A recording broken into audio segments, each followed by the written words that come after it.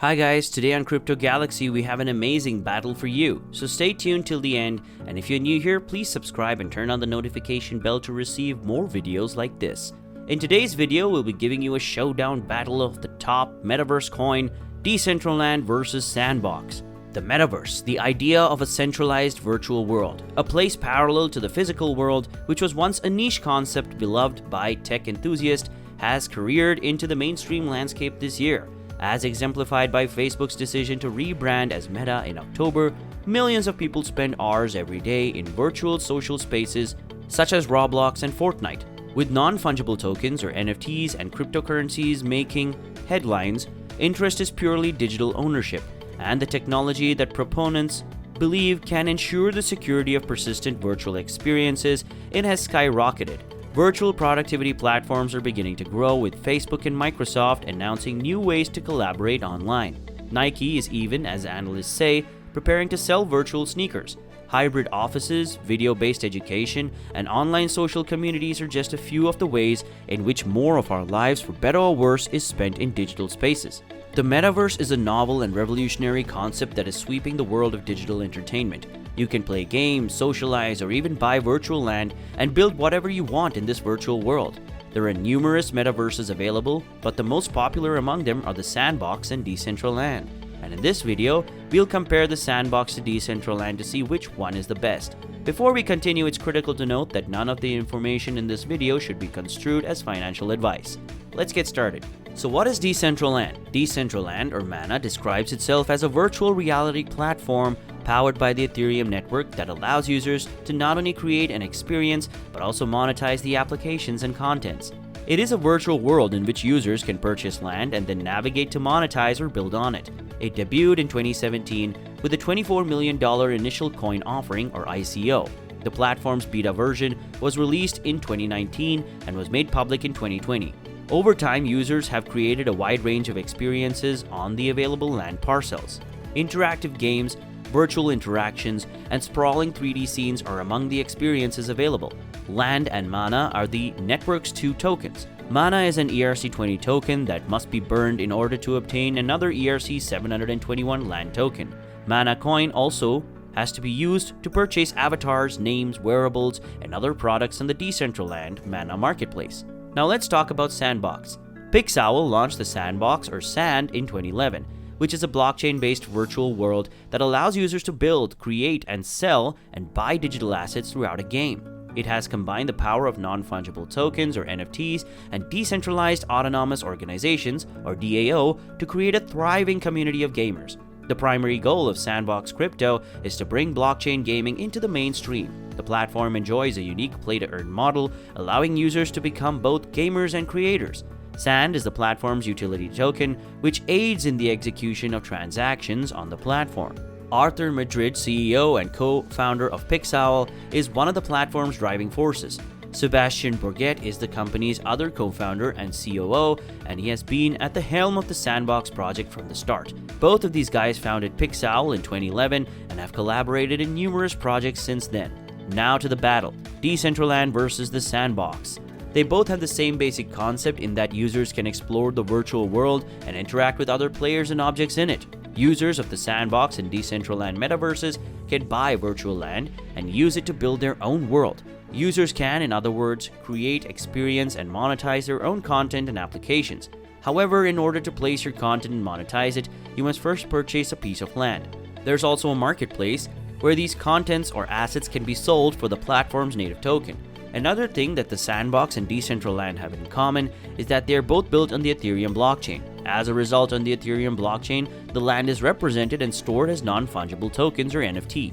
The major difference between the two of them is that Decentraland consists of 90,601 land parcels divided into individual parcels, estates, multiple parcels, district parcels with similar themes, and plaza untradable parcels owned by the community.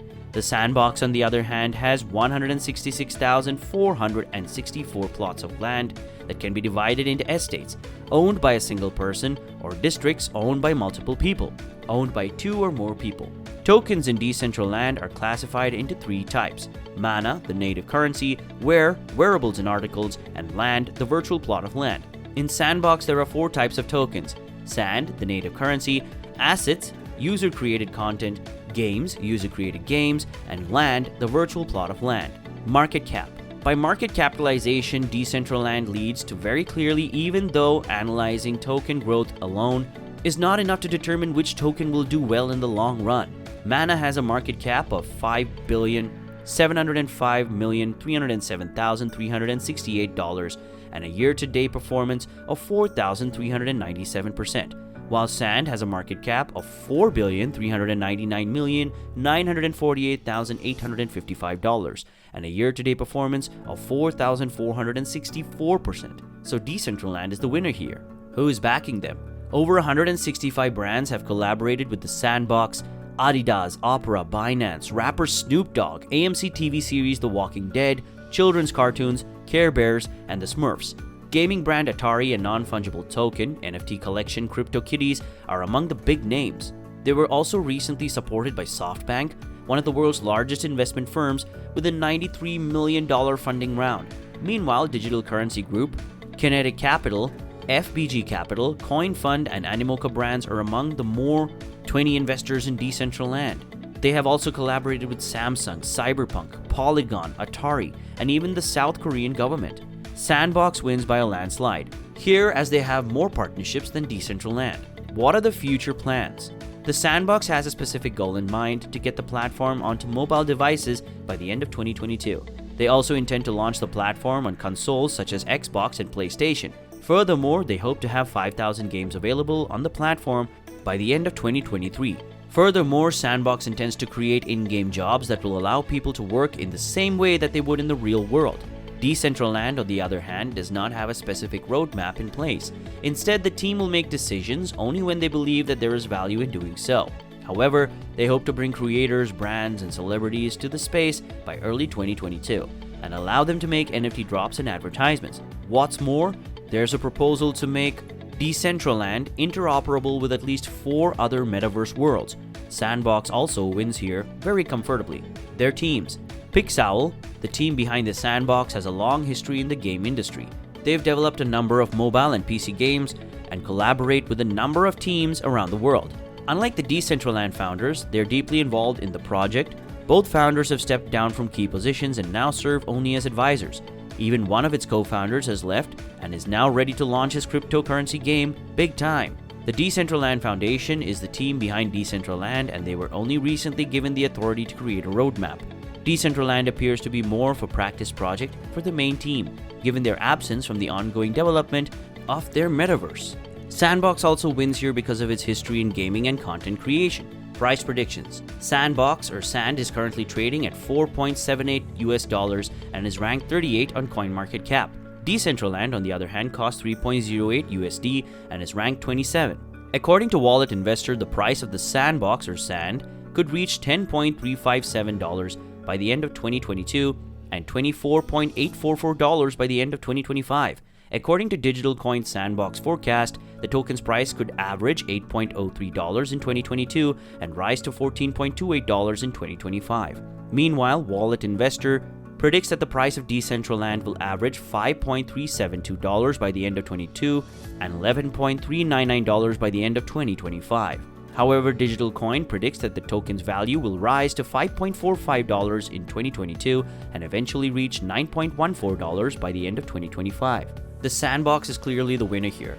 In this case, we believe the Sandbox, or Sand, is a great investment that will outperform the market. When it comes to how they envision the metaverse's development, the Sandbox and Decentraland take different approaches.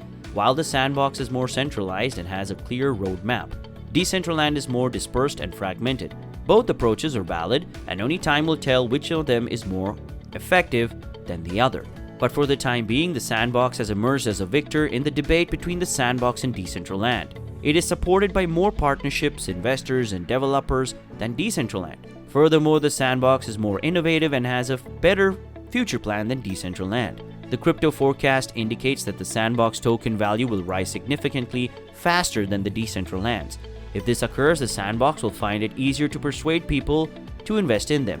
If you're looking for a long-term investment, the Sandbox is the one to consider. However, we recommend you do your own research and then make an informed decision. And that brings us to the end of today's video. Thank you so much for watching. Don't forget to like, hit the subscribe button, and turn on the notification bell to watch more videos like this. While you're here, click on any of the other 2 videos on your screen, and we'll see you there.